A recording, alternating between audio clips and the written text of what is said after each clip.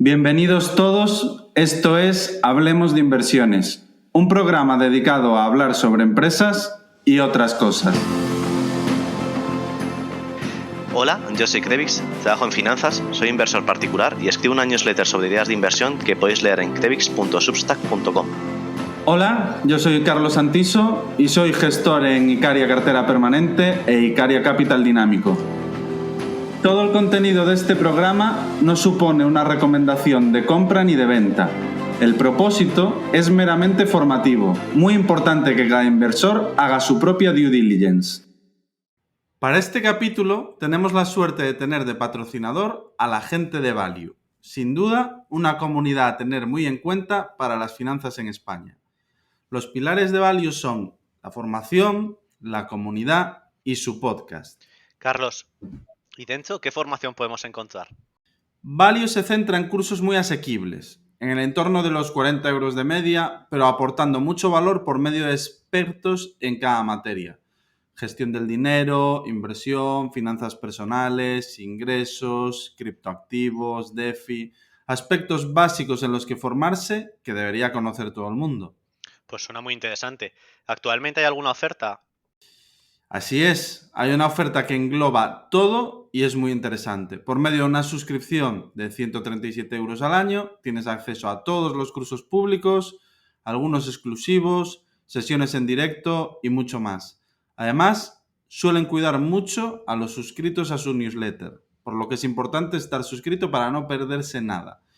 Encontrarás más información en su web, valio.app, o también en su Twitter, en el cual son muy activos, que es @valio. Para introducir un poco, recordar el Spaces que grabamos creo que fue hace 3 meses, ¿no? Krevix, si no me equivoco, donde comentábamos un poco cómo veíamos la situación de mercado. Para quien no lo haya escuchado, puede escucharlo en nuestro podcast Hablemos de Inversiones. Estaba Gabriel, estaba Rodrigo, estaba Krevix, estaba yo y no sé si estaba Ayuso. Pero básicamente lo que comentamos en el podcast es que contábamos con que los tipos de interés empezasen a subir, que la renta fija empezase a sufrir bastante, que eso arrastraría al growth y que el value, bueno, pues era donde iba a haber más oportunidades de stock picking, que es básicamente lo que sucedió. Una pena no haber sido más, no haber tenido más convicción en esos puntos que comentamos. Y ahora estamos en la situación que, bueno, pues esta semana ha publicado Amazon y Google. En mi opinión, Google muy buenos resultados. En el caso de Amazon ya es otra historia más complicada que comentaremos. Y también tenemos Facebook, que Krevix la sigue más, porque yo ya hace bastantes trimestres que no la sigo. Y el caso de Apple, que no sé vosotros qué queréis aportar sobre esto. Bueno, si queréis podemos empezar un poco hablando lo más cercano que ha sido lo de Amazon y Apple. Apple pues con muchos problemas en la cadena de suministros, inflación.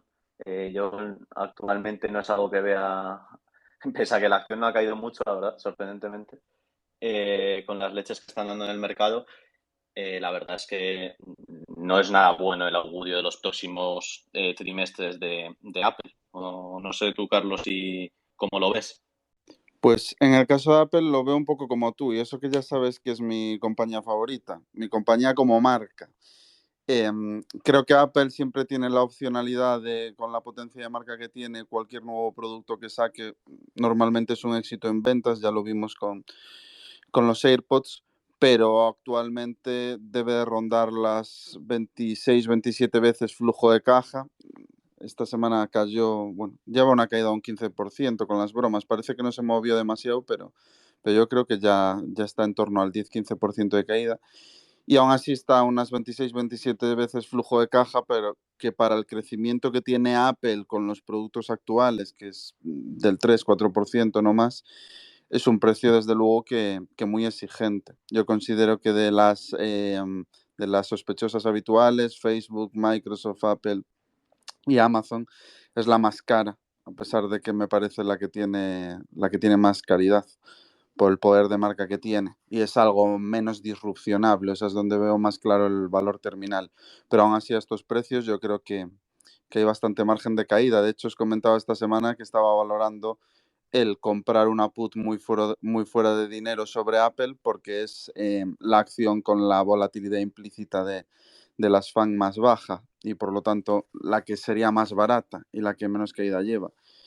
Eso respecto a Apple lo veo así. No sé, Ayuso, sobre lo que comentamos de inicio, ¿tú cómo lo ves? Ya sabes que yo en estos temas tengo poco que decir. Como usuario que he empezado a usar más, la verdad es que me alucina el entrar en la marca, ¿no? Y ver el poder que tienen de meterte un poco en ese universo. Y como marca a mí siempre me ha gustado mucho, pero es verdad que puede estar algo cara. No sé cuánto crees tú que es un múltiplo adecuado. ¿20 veces flujo de caja? Algo así. Sí, a ver, ya no solo por la calidad que tiene, que es la calidad de la marca, de los retornos, bueno, la calidad es de cualquier punto de vista, tanto cualitativo como cuantitativo, ahí es indudable. También yo creo que hay que darle un múltiplo más elevado por lo que comento de la opcionalidad, porque Apple siempre tendrá el margen de sacar determinado servicio o producto y que sea un éxito en ventas. Entonces, bueno, pues esas 20 veces beneficios yo creo que es un múltiplo razonable, 18, 20. Desde luego que las 26, 27 o incluso 30 a las que llegó a cotizar hace un par de semanas me parece muy exagerado. Descuento un futuro que no veo muy razonable para una compañía con un tamaño y una madurez como la que tiene Apple.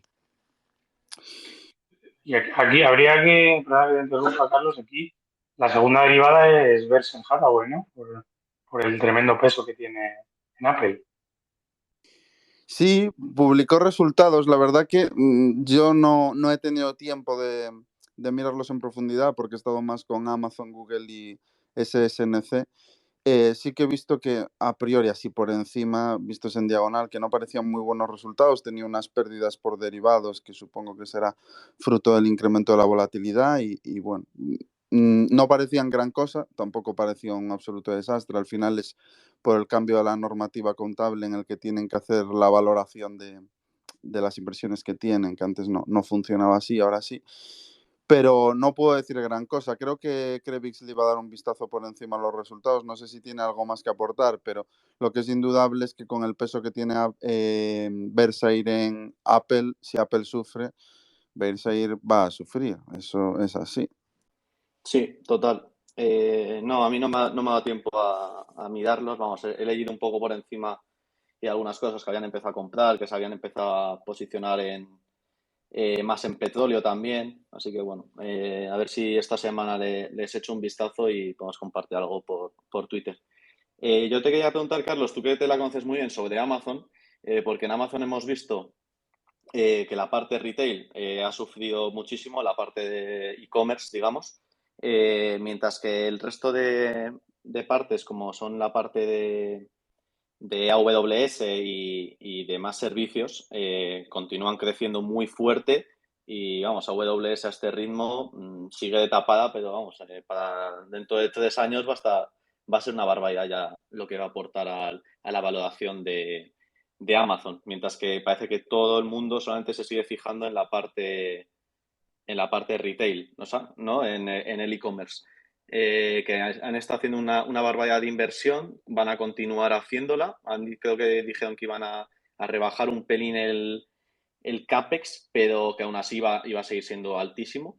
¿Qué tienes tú que comentar sobre Amazon, que es una también de las que tienes bien seguidas? Pues es complicado, la verdad que fueron unos resultados bastante complejos, previsibles, de hecho, bueno, pues lo que hemos hablado nosotros en privado, incluso en el anterior Spaces, yo no esperaba unos buenos resultados de Amazon en la parte retail, porque al final se conjugan un montón de ingredientes que imposibilitan que se den.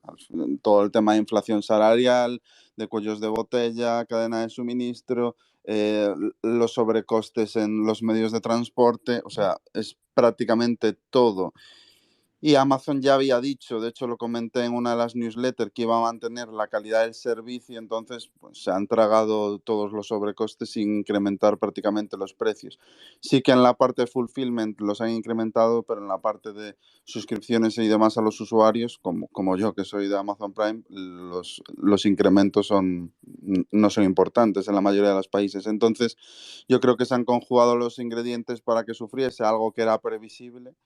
En la parte de AWS, bueno, pues hay poco que decir, eso va como un tiro y ahora los focos están centrados en, bueno, la narrativa es que el negocio retail no vale nada y AWS ya justifica la valoración de Amazon. Pues yo sinceramente no estoy para nada de acuerdo con esa narrativa. Yo creo que la parte de retail de Amazon es un pedazo de negocio que está sufriendo de forma temporal en márgenes por ese incremento en CAPEX, en mi opinión, excesivo. Yo creo que el despliegue debería haber sido un poco más paulatino y no tan bestia. Han aumentado el CAPEX, yo si no me equivoco, de memoria diría que por 4 respecto al CAPEX normalizado. Entonces, bueno, eso está pesando en los márgenes, todos los otros factores también, y te lleva a que el negocio retail pues se vaya a unos márgenes ridículos.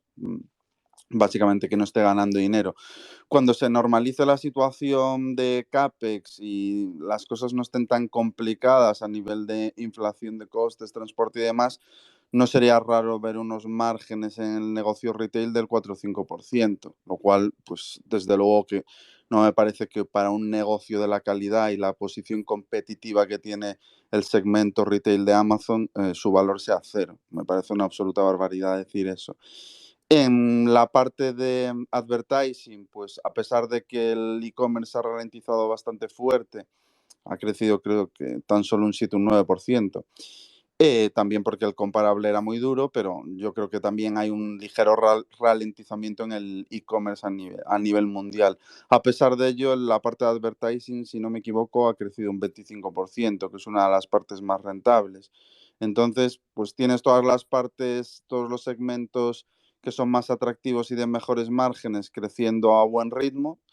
AWS, advertising, suscripciones y las partes más core del negocio, que al final son como la piedra angular, aunque la gente diga que es un negocio de basura, sufriendo. Pero para mí sufriendo de forma temporal, pues podrá ser durante unos trimestres o incluso unos años, pero la posición competitiva de Amazon en e-commerce yo creo que es indudable. Y el gap respecto a los comparables se ha incrementado aún más por todo ese CAPEX que se ha metido en la parte de logística y de e-commerce.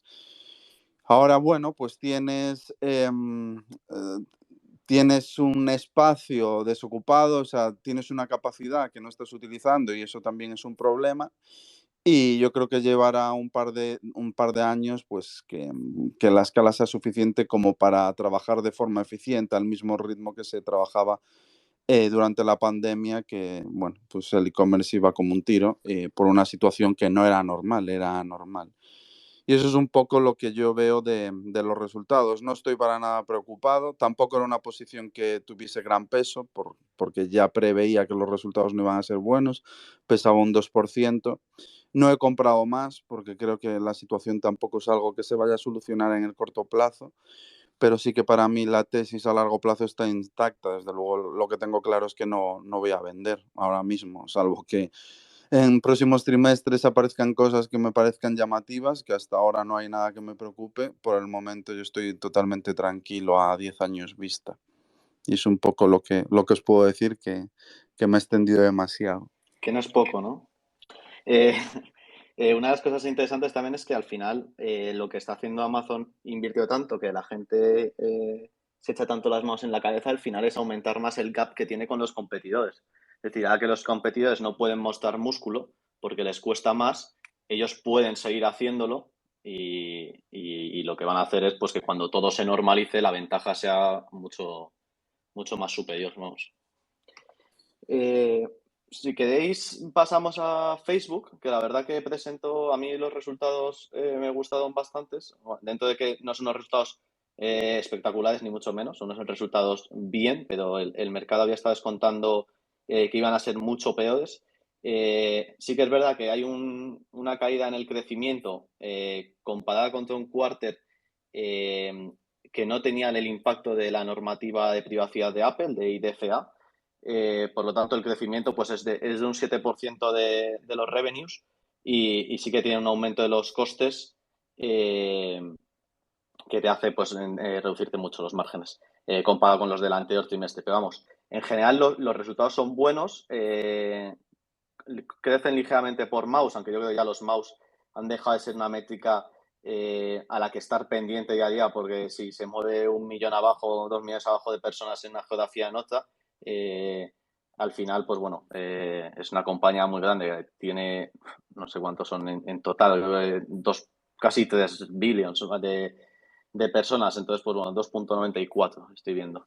Pues joder, ya ligeros movimientos, pues bueno, no crece, no, es que no puedes crecer tampoco mucho más ya por usuarios, lo que puedes crecer es por ingresos diversificando las fuentes y hacer el ecosistema más grande con todo el tema este que están trabajando de Reality Labs, del metaverso y todo eso, que como ya han dicho muchas veces que llevará años.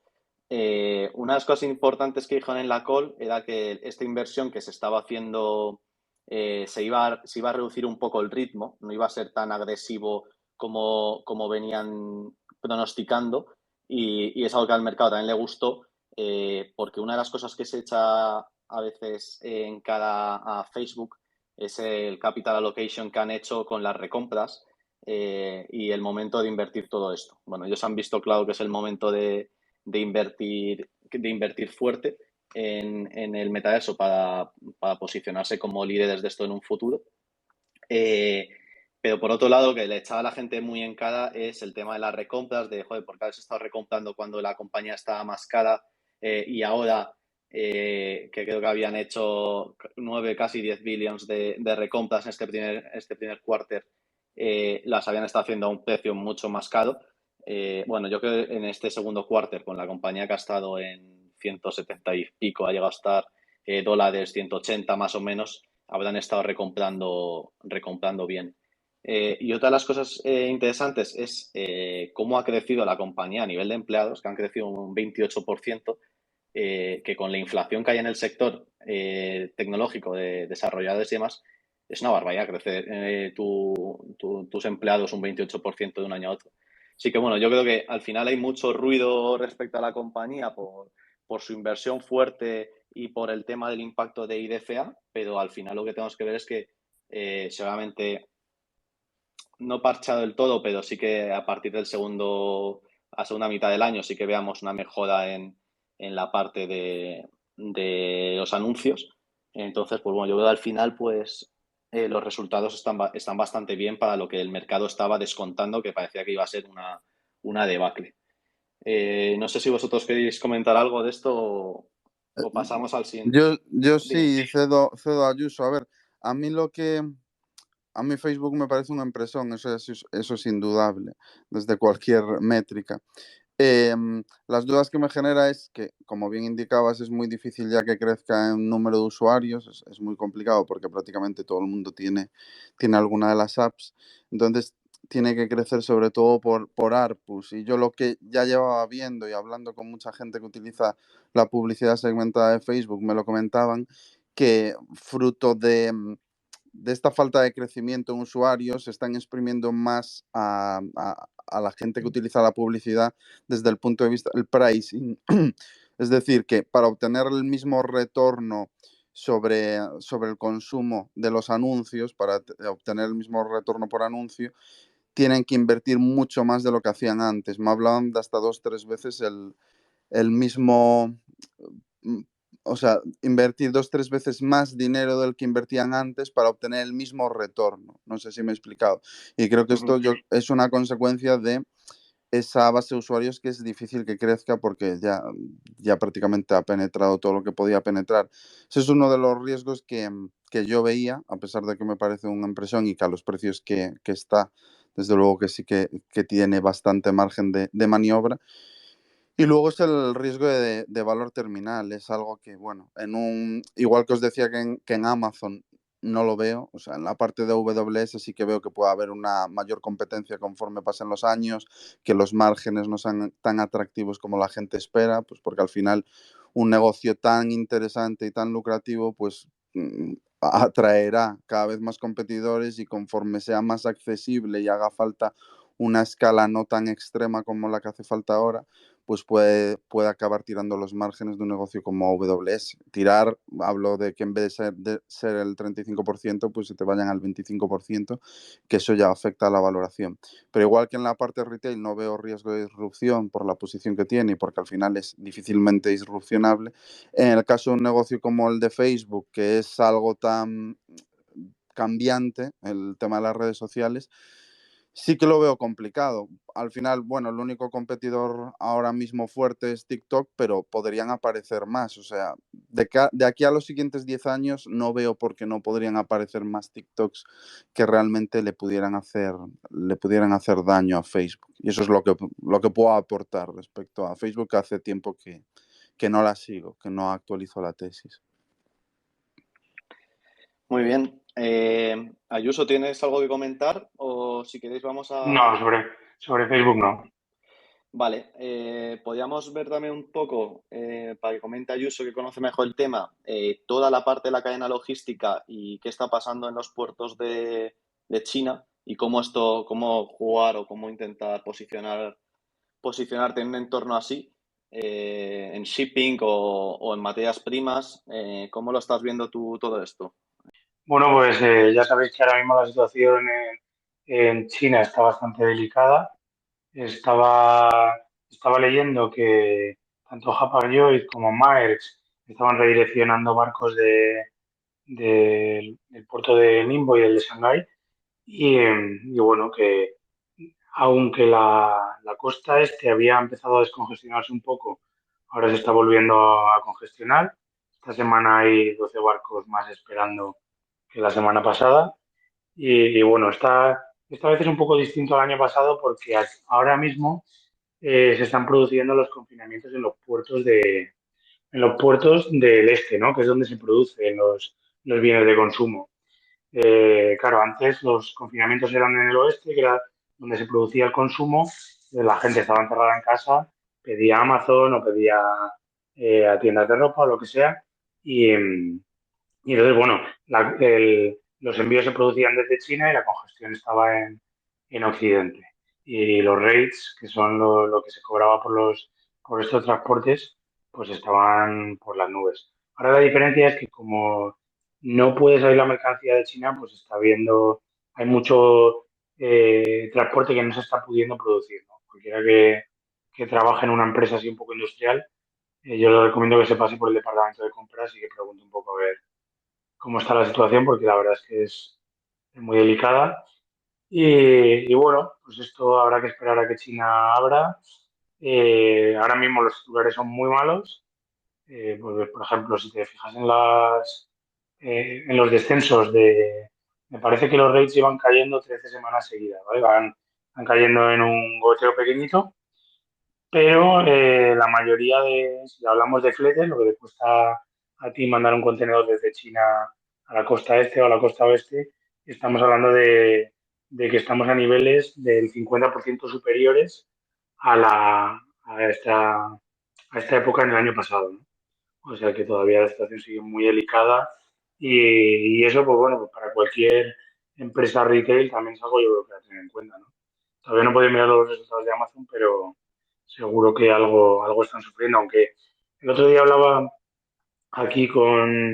estuve hablando con un proveedor de Amazon que les proporciona soluciones logísticas, ya una vez tienen la mercancía aquí para almacenarla, moverla y tal, y me comentaban que, bueno, que dentro de lo que cabe, Amazon parece que está solucionando bien este tipo de problemillas que se va encontrando, pues, por ejemplo, eh, comprando las furgonetas, ¿no? Que habían tenido problemas con las empresas que les hacían la última milla y que al final acaba poniendo su flota de furgonetas, que seguro que todas las habéis visto.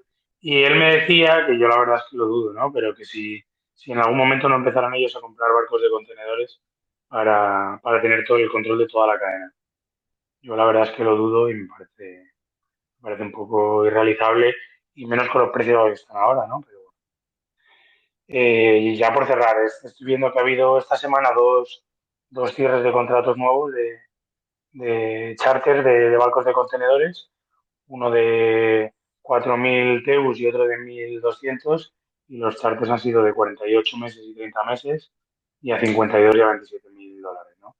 Lo cual, fijaos, para unos barcos que son, uno tiene 12 años y el otro tiene 17, pues 20 millones y 40 millones en EBITDA, más o menos. En, pues eso, en uno pero más o menos lo podemos llevar pues eso, a unos 10 12 millones de EBITDA al año para unos barcos bueno, que no valen, no deberían valer tanto en una situación normal, ¿no? O sea que el, el mercado de transporte por contenedor sigue estando fuertísimo y bueno, es cuestión de que pase un poco el ruido de China y el mercado lo recupere. Y luego, la otra cosa que quería comentar es el petróleo, que estaba mirando antes, y eso también yo creo que hay que tener en cuenta para muchas industrias, que aun con China cerrada está el Brent estaba en 109 dólares. Eh, no sé yo qué va a pasar cuando abra China. ¿Qué opináis vosotros? ¿Tenéis alguna opinión sobre esto? Yo ya sabes que sobre estos temas, mi opinión no es tan profesional como la tuya. El tema de shipping, materias primas y demás me cuesta más llegar, pero bueno, yo creo que eh, al final, por la teoría del ciclo, en todos los finales de ciclo, cuando la economía está reencalentada, cuando estás en una situación inflacionaria y sobre todo potenciada, que le puso el turbo la situación de la salida tras el COVID, digamos que fue como un empujón muy fuerte a una situación que ya tocaba vivir por el momento del ciclo en el que nos encontramos, pues son situaciones que suelen darse. Subida de materias primas, subida de los rates, subida de prácticamente todo lo que tenga que ver con commodities y transporte. Y yo creo que mientras que el ciclo aguante, que parece que estamos ya en las fases finales, sobre todo desde el punto de vista de tipos de interés, aplanamiento de la curva, bueno, desde muchas variables macro, mientras que el ciclo aguante son los sectores donde estar y son los sectores también que van a ponerle las cosas complicadas a compañías, como comentabas, del sector retail y muchos otros. Esto afecta a un gran espectro de compañías desde muchos frentes y se empieza a ver en el ralentizamiento, en los márgenes, bueno, desde muchos puntos de vista. No sé cuánto va a durar, yo creo que es un tema también de, como te decía, de ciclo. Mientras que sigamos en la situación en la que estamos, pues yo creo que persistirá normalizándose poco a poco. La situación de inflación yo creo que se irá normalizando conforme pase el tiempo, pero mientras que el ciclo no finalice, yo creo que toca vivir situaciones como las que estás comentando, igual no tan intensas, pero sí que de este perfil. No Pues es la comenta una primera vez cosa que sucede.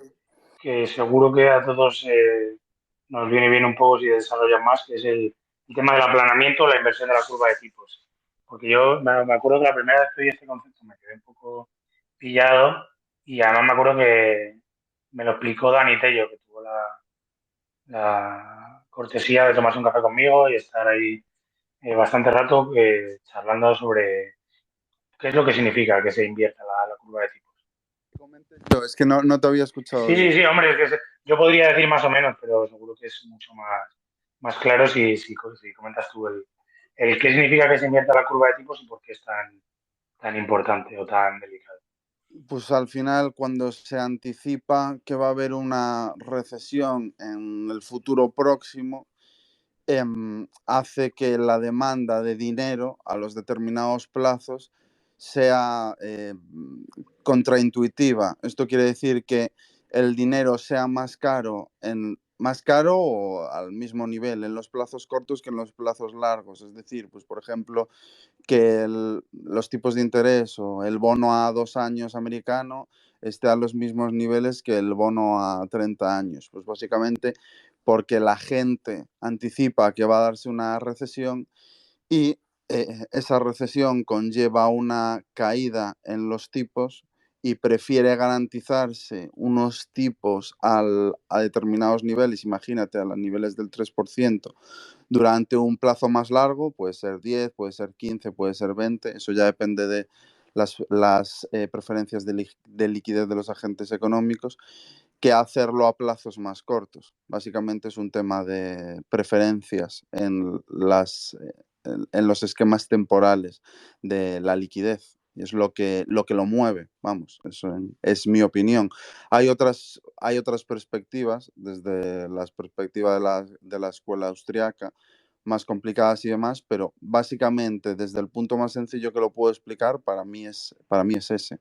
O sea, que no deja de ser contraintuitivo, ¿no? Que la gente prefiera prestar a largo a un interés más bajo que prestar a corto a un interés más alto, ¿no? Sí, porque si anticipas que a corto va a ser previsible que sea necesaria una caída de tipos en caso de que la economía colapse, si te vuelves a ir a tipos más bajos, pues prefieres garantizarte la yield durante un plazo más largo. Pues al final, bueno, es un poco un tema de preferencias y de expectativas, que no tiene por qué ser acertado. O sea, muchas veces se invierte la curva y termina por desinvertirse, pues porque las expectativas y preferencias de liquidez de los agentes económicos cambian, que es algo que también podría darse ahora. Aunque, bueno. Sí, es que esto ya pasó, porque se invirtió brevemente hace unos años, ¿no? Que fue cuando a mí me entró la curiosidad. Sí, con Y, el COVID. Con el COVID, lo que pasa es que, ah, claro, ahí es una anomalía, o sea, no tiene que ver con la teoría de crédito y de la liquidez, es más bien por una situación que era totalmente imprevisible y que bueno, pues digamos que adulteró de una forma más artificial de lo habitual la curva de tipos, pero en el momento en el que nos encontramos ahora mismo, pues sí que atiende a la teoría del ciclo y a todos los aspectos que lleva aparejada la misma. Llevamos de ciclo alcista desde 2008, son 14 años, cuando más o menos los ciclos por término medio duran unos 8 años, no más. Nos encontramos en uno de los ciclos más largos, sino el que más.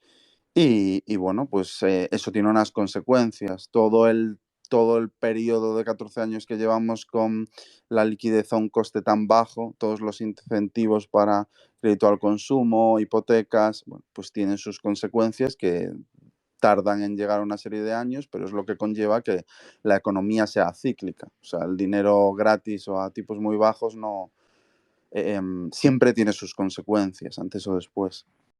bueno, y entonces, cómo nos protegemos en un entorno así, Carlos? ¿O creéis? Una buena pregunta. Pues a ver, yo ya sabes que no soy de protegerme para un caso concreto. A mí lo que me gusta es estar protegido ante muchos casos posibles. O sea, hacer un árbol de posibles situaciones y en ninguna de ellas salir muy mal parado. Eso es lo que intentamos hacer, por ejemplo, en el fondo flexible, en el dinámico. Por lo que, aunque yo crea que ese es el caso base, no voy a hacer precisamente todo para intentar evitar ese caso porque podría no darse. La economía es tan imprevisible que no me parece lo más eficiente intentar protegerte para un caso concreto. Pero si alguien tiene claro que lo que se va a dar es ese escenario, un escenario recesivo, pues los bonos a los niveles actuales, con la convexidad que tienen, pueden ser un buen refugio, porque si viene una recesión, sería bastante factible que la inflación colapsase, un poco como sucedió en 2008, que se evaporó, pues porque la economía se frena, colapsa. Y que los tipos sí que pudiesen, las yields sí que pudiesen bajar a niveles pues, como los que veíamos en los años previos. Entonces, ahora mismo la renta fija gubernamental, con la convexidad que tiene, que significa que las bajadas de tipos impactan más favorablemente que las subidas de tipos, es decir, genera más rentabilidad, pues podría colchar bastante una cartera. Desde luego que si se da este escenario, uno de los activos que está utilizando la gente para refugiarse, que son los TIPS, no es el lugar donde estar, porque los TIPS, al contrario que los bonos gubernamentales, aunque los TIPS son un tipo de bono gubernamental, los tips en un escenario como 2008, donde la inflación colapsa y la economía en general también, sufren y sufren bastante. Yo creo que un bono ligado a inflación con una duración cercana a 15, o sea, un vencimiento, una duración cercana a 15, en un 2008 te tumba un 20, un 25%, o sea, de pérdidas. En cambio, un bono gubernamental, un bono americano, te hace un más 20. Ahora mismo, como las yields están en niveles más bajos de los que estaban en 2008, es altamente improbable que un bono americano te haga un más 20, pero bueno, todo podría darse, por lo que comento de la convexidad. Esa sería una de las alternativas. Tampoco te creas que, que hay muchas para un escenario de esa índole. No sé si los tipos reales se hacen más negativos o hay un cisne negro, una situación de estrés financiero bastante importante, o sobre todo, y esta es un poco la clave, si la crisis conlleva que haya dudas sobre la solvencia de los estados, si empieza a haber dudas y crecen más los populismos y demás, el oro podría ser un buen refugio. Es precisamente los aspectos que le benefician. Y una cartera de renta variable comprada a buenos precios, pues a 10 años vista también siempre es un buen refugio, eso no hay duda.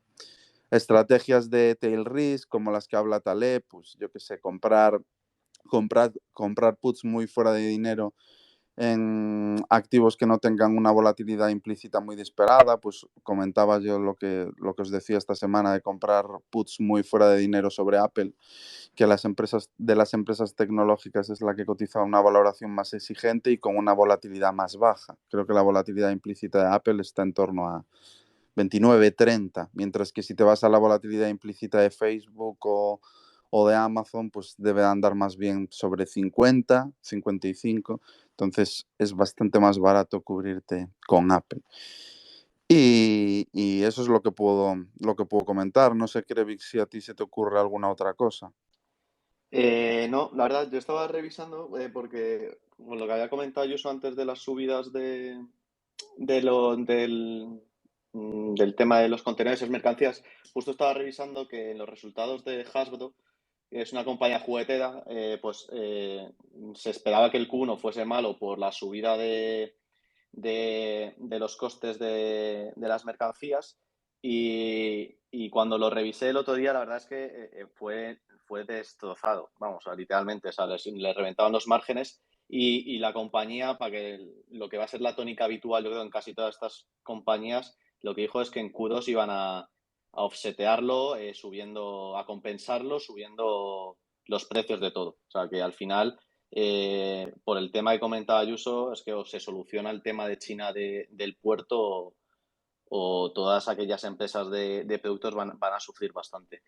Y nada, no, yo te quería hacer una pregunta, bueno, quería soltarlo así al aire, de cómo veíais en un entorno de recesión a las grandes compañías, que estamos viendo que todas están siendo muy castigadas preveyendo esto, pero ¿cómo veis vosotros el entorno macro de que aquí a un año o 2 años, cómo veis a estas grandes compañías y cómo van a poder empresas que están basadas mucho en el consumo o en los anuncios también?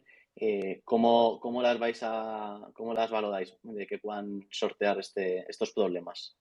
Que yo creo que a la gente les interesa saber bastante todo el tema de Facebook, Google, bueno, Apple, lo hemos comentado antes por encima, pero sobre todo el ver en un entorno de recesión puro y duro, cómo van a sufrir y cuáles pueden ser las medidas que puedan tomar para paliarlo.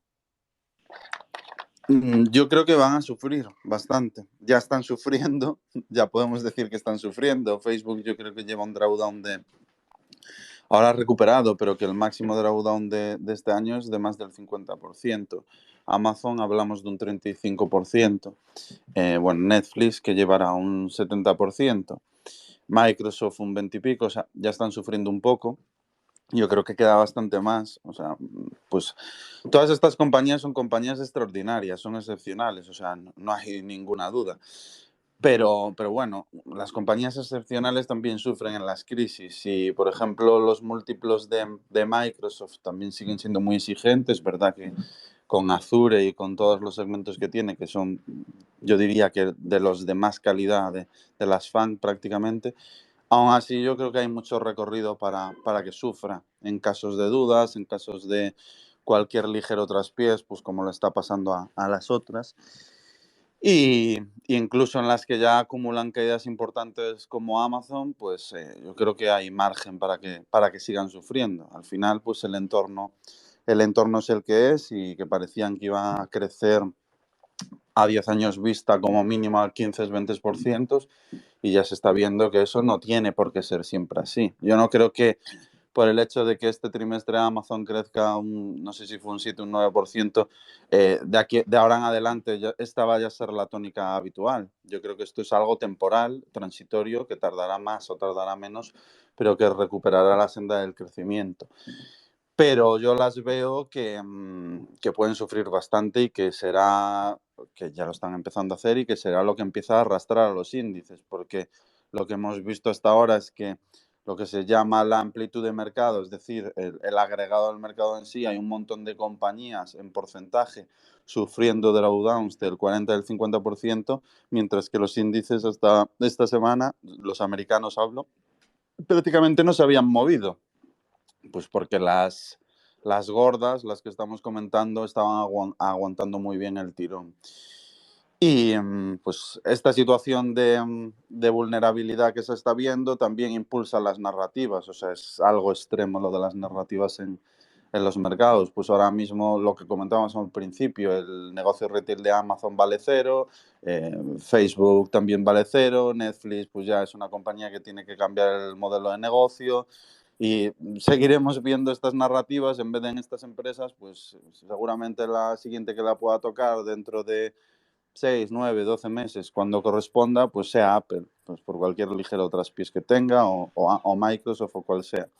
Pero yo creo que sí que va a sufrir. Uno, porque lo comentábamos en el anterior Spaces, cuando empezó el año estaban caras, pero te diría todas, Amazon, Google, Apple, todas prácticamente, salvo Facebook. Y ahora pues están a mejor precio. De hecho, yo de las únicas que llevo, que son Amazon y Google, tampoco con mucho peso, entre las dos no llegaban al 5%. Sí que con la caída de Google, de Alphabet, incrementé un poco más, pero no mucho más. Y no tengo pensado hacerlo más porque creo que puede quedar recorrido para sustos. Y hay que ser un poco paciente ante situaciones como las que estamos ahora. Tú, Ayuso, ya sé que no eres muy de las FAN, pero tú cómo ves todo esto. O sea, ahora estamos hablando de las FAN como, sí, pueden caer más, o sí, esta empresa no tiene tal calidad como parecía, cuando a principio de año parecían absolutamente intocables. O sea, la tónica de la narrativa del mercado es que prácticamente tener el dinero en Google era como tenerlo en letras del tesoro americanas. Y ahora, pues ya no es Bueno, la tónica habitual.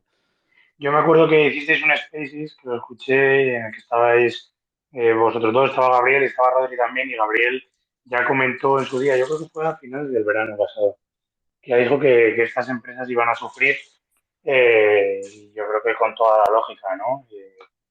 Eh, más o menos ese ha sido mi pensamiento. Es verdad que son, como habéis dicho, empresas muy, muy buenas, pero todo tiene un precio, ¿no? Y hemos estado en una situación de mercado en la que además, eh, no sé cómo decirlo, pero mucha gente pensaba que el precio daba igual lo que pagaras, que el futuro era muy brillante, entonces daba igual lo que pagaras. Estábamos en un entorno de tipos cero, había liquidez en el mercado, los tipos no iban a subir nunca. Y ahora pues viene la realidad, ¿no? Que yo por naturaleza soy optimista, pero yo esto creo que ya lo he comentado, lo comenté a principios de año en público, y creo que llevo un tiempo convencido de que ahora se ve una situación de mercado donde los índices puede que sufran, y yo tengo ganas de ver sobre todo este discurso de la indexación, ¿no? Porque a mí me parece extraordinario el discurso de la indexación. Creo que la mayor parte de las personas deberían estar invertidas en índices porque es la mejor manera de invertir, de comerse menos la cabeza y de llevarse a rentabilidad de mercado. Pero creo que ahora precisamente vamos a entrar en un mercado donde los buenos gestores van a poder generar mucho alfa y, y se va a ver que sobre todo la gente que ha ido persiguiendo modas, ¿no? Yo me acuerdo, pues eso, la moda del growth, la moda de las criptos, la moda de no sé qué, que yo no tengo nada en contra de ninguna de estas inversiones, ¿no? Pero sobre todo la gente que ha ido saltando de una a otra sin ningún criterio establecido, solo porque era lo que subía y ahora han acabado en la indexación, pues creo que esto puede llevar a sorpresas desagradables. A largo plazo seguro que la indexación es lo mejor para el 99% de los inversores. Sí, Pero sobre todo los que han ido persiguiendo modas, creo que se pueden llevar una sorpresa. tocas un punto muy interesante que a mí la verdad que siempre me ha parecido fascinante, el tema de las modas. O sea, yo me acuerdo cuando en 2015 surgieron un montón de nuevas gestoras, 2015, 14, un montón de nuevas gestoras value y todo lo que no fuese value parecía que no tenía interés. La moda del value, que estaban teniendo muy buenas rentabilidades, era lo que la narrativa, digamos. Luego vinieron unos años malísimos para el value, donde pues todo gestor que seguía ese estilo, más deep value, estaba sufriendo muchísimo y parecía que eran como motivo de mofa constante en esos años, que fueron años muy duros para ese estilo. Luego vino el tema de las empresas disruptivas que iban a cambiar el mundo, que el precio daba igual, que tal y cual, que no paraban de subir. Y ahora viene otra vez el tema del precio, cobra más importancia, el value empieza a hacerlo bien y las empresas growth. Yo al final creo que esto es como un péndulo. O sea, yo lo que creo es que hay que respetar cualquier estilo de inversión y tampoco casarse con nada y saber que pues, en determinadas etapas impulsarán más a las empresas que tienen más expectativa de crecimiento en el futuro, impulsadas por unos tipos más bajos, y habrá determinados momentos, sobre todo como los finales de ciclo, donde el precio sí que importa mucho más y nadie quiera crecimiento futuro por el riesgo que yo pueda conllevar en momentos más delicados. Pero yo creo que, como decías, o sea, son modas y que hay que tener en cuenta que, bueno, no cegarse con ninguna, vamos, es un poco Eso lo es, que eso es. me gustaría Por ahí decir. va lo que quería decir, más que porque, o sea, que no se entienda esto como una crítica a ningún estilo de inversión, que yo lo respeto a todos. Y además tengo cierta, no envidia, ¿no? Pero, por ejemplo, conozco a gente que tuvo la habilidad de en 2020 empezar a entender cuáles eran los drivers que movían las cotizaciones de estas empresas growth y que han hecho mucho dinero con ello y a mí me parece que cualquier inversión con la mente un poco abierta pues siempre lo va a hacer mucho mejor que alguien como yo que tiene limitaciones para entender ese tipo de negocio, ¿no? Pero era más en contra un poco de las modas, ¿no? Esto de ir de una cosa a otra así como pollo sin cabeza. Total, total. Está Rodri por aquí, creo que quería hablar. A ver, Rodri, nos tenemos que ir dentro de 5 minutos, si nos importa, porque yo tengo que ir a recoger bueno, tengo obligaciones. Nada, dice que no le va el micro. Joder, esto de Twitter es la leche, pues como tú.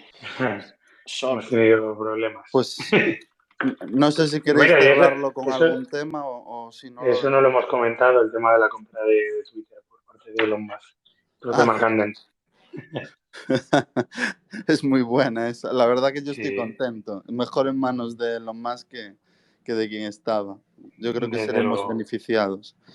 Seguro, seguro. Mm. Bueno, pues si queréis lo dejamos ya aquí. A ver si el próximo día tenemos menos problemas técnicos.